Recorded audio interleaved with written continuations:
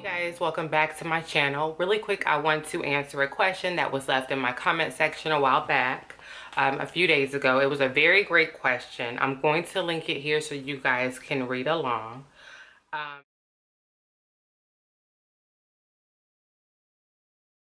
Question dealing with product and buildup. Now, when I see those two words, I always separate them because to me they mean two different things.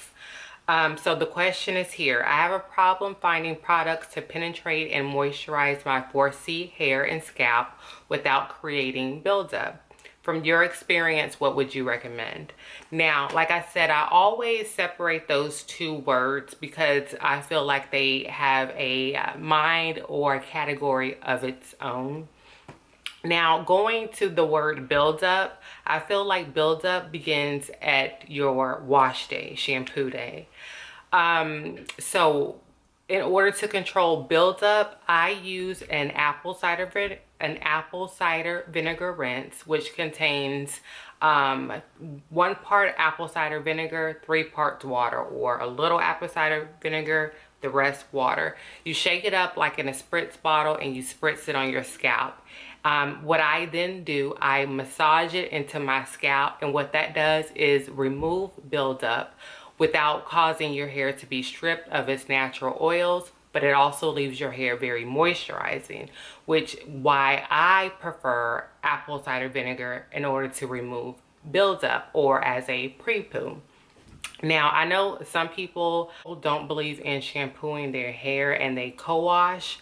I don't do co-wash. I did it one time because, you know, it said don't shampoo co-wash. Co-wash is good, da da da da. Co-washing, my scalp did not agree with that, and I always suggest if your scalp or if your hair doesn't agree with a certain regimen or product, leave it alone. But co-washing is not for me. I also believe that co-washing causes buildup on your scalp. It leaves like this film on it. Don't like it. It's nasty, and it just reminds me of something being very itchy. That was the experience that I got from co-washing, hence why I don't do it. So I do apply apple cider vinegar on my scalp in order to remove buildup, and I use that in replace of a clarifying shampoo.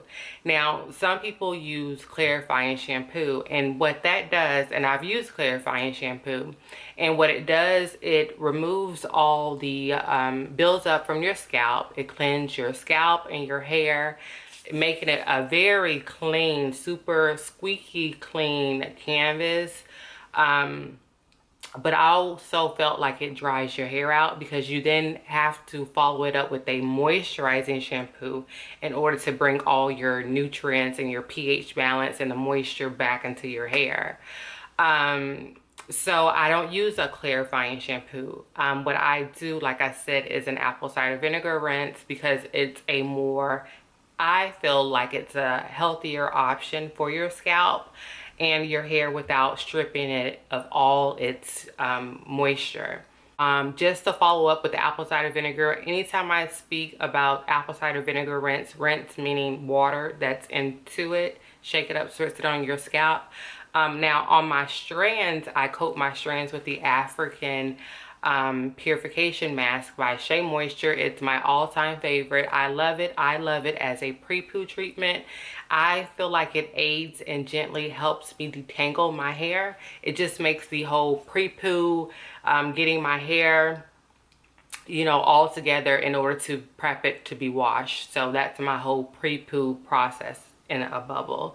Apple cider vinegar and the purification mask, African purification mask. That's that bubble there. And then you have your shampoo. You have your clarifying shampoo and you have your moisturizing shampoo. I don't use a clarifying shampoo because I use the apple cider vinegar rinse. So moving on to your moisturizing shampoo, I use Shea Moisture Retention Shampoo. That name is a mouthful because it does exactly what it says. It moisturizes your hair. It doesn't strip your hair.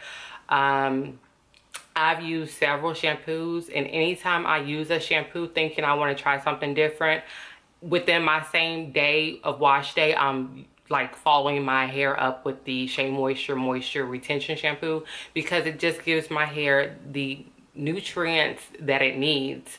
And I always feel like if I use a different shampoo, it's stripping something, it's removing too much of something, and then I follow up with the Shea Moisture Retention Shampoo, and my hair just feels back normal again.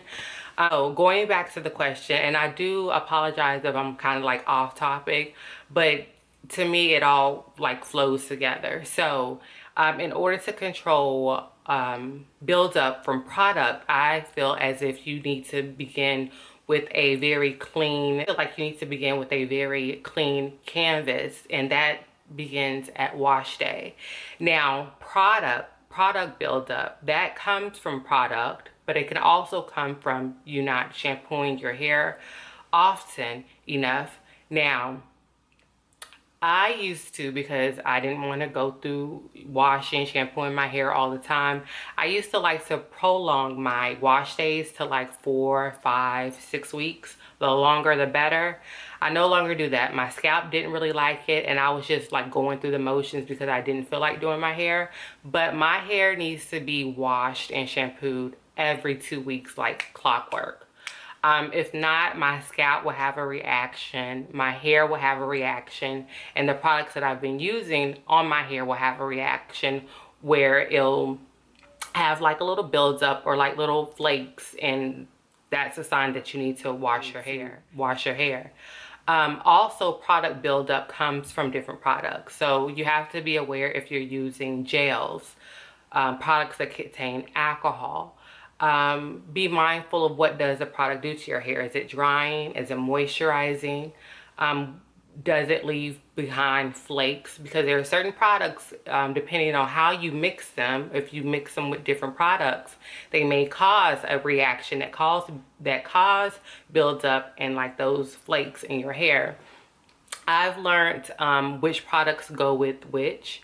And I also learned that you can't mix a lot of products together. You can mix like a product and oil, but sometimes when you mix two products, the ingredients bump heads, and it just causes a reaction that you don't want on your hair as far as buildup.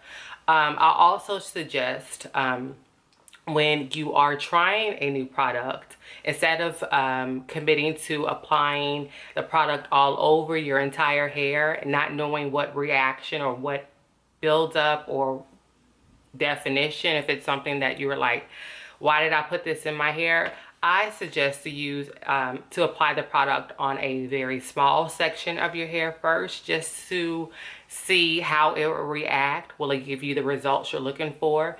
Is it dry? Is it moisturizing? Is it leaving product buildup? What is it doing before you commit and invest in, you know, doing your whole entire hair? Us naturals, setting our hair, adding twists in our hair, this takes a very long time, and you don't want to waste your time.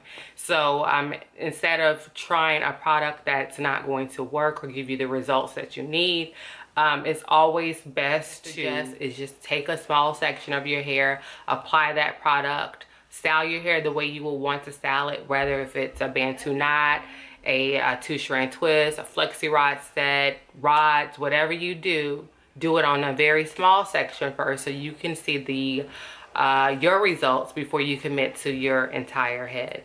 Let me see. So going back to the question, finding products to penetrate, moisturize my 4C hair and scalp without creating buildup. Okay, so I feel like there's a lot of products on the market. The one that I enjoy now, I would say, is the Camille Rose Almond Jai Twisting Butter. It doesn't cause buildup, but I don't recommend to mix it with other products. I always recommend when you use a product in like an oil to seal it. Try not to use different products together because you never know what type of reaction it may have, or if it will cause buildup on your scalp or anything like that. Buildup can also come from layering products. I've experienced that in the video of my infamous Saran wrap roller set, where I used a foam product and then I was layering it on top of other products, and the products itself, when you use different brands, different types of products, sometimes they don't mesh together and you will have a reaction on your hair and it will look a hot mess and you want to kind of start all over again. So I've definitely done that, so be mindful. I do it. But what I suggest is, if you want to try different products or different techniques, do a small section at a time first before committing to doing your whole entire head, just in case if you're not pleased with the results, you didn't waste any money or time or a whole style. Because I've done that, where I would take down a style, I would redo my hair, and I'm like, why did I do that? Like, why? This was a great question. If you guys have any other questions, please let me know down below in the comment section. I'm not coming off with answers on the top of my head. I've been natural for a very long time now, so I do have experience in the natural hair journey, and my answers that I give you is strictly coming from experience of what I've done, because I've done it all.